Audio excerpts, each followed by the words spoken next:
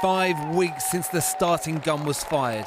We've got a great opportunity to elect fantastic Conservatives to deliver for their local communities. Promises made ahead of next week, designed not just to win a local, but an imminent general election too. Local growth plans. That's the commitment we make today. This week, the Prime Minister in Eastern Europe promising to boost defence spending, and today his Rwanda deportation plan signed into law after receiving royal assent. Hiya. But a Labour government would scrap that law, and they announced today, renationalise most of the rail services.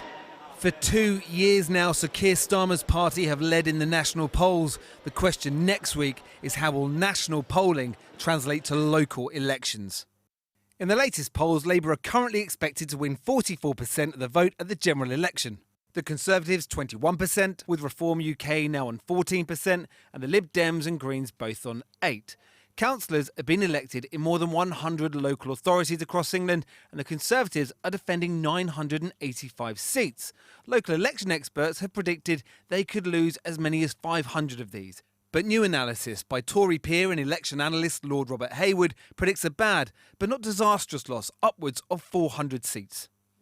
Predictions that fight the prevailing narrative, and the reasons, well, they vary. I've never seen a set of local elections where there have been so many cross-currents in so many different local authorities. What one's seeing is elections in neighbouring boroughs, where you can say the results are going to be palpably different. 10 regions are also electing mayors, but 2 of these races are key. The West Midlands, where Conservative Andy Street has been mayor since 2017, and in the Tees Valley, where Ben Houchin is the incumbent. In both cases, we're watching campaigns where they have established, over the last few years, themselves as individual representatives of their communities, not as a party representative, in areas that are essentially not Conservative. In the West Midlands, the Labour Party are facing a difficulty as well, which is that there's clear indications that the Muslim community over Gaza and other issues is disaffected with the Labour Party. So we could see their natural supporters not come out and vote.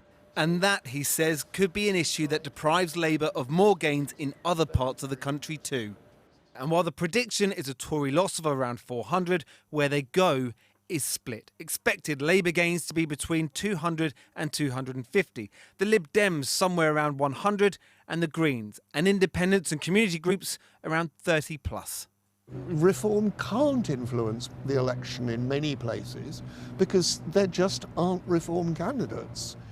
While the Conservatives are likely to have a bad night, it doesn't look at the moment as if Labour are going to have a real stonking great victory. Might we have a case then where the Conservative Party lose 400 councillors but still try and claim some sort of victory?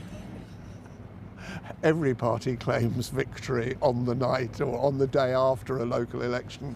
Local election results may be spun. General elections are absolute.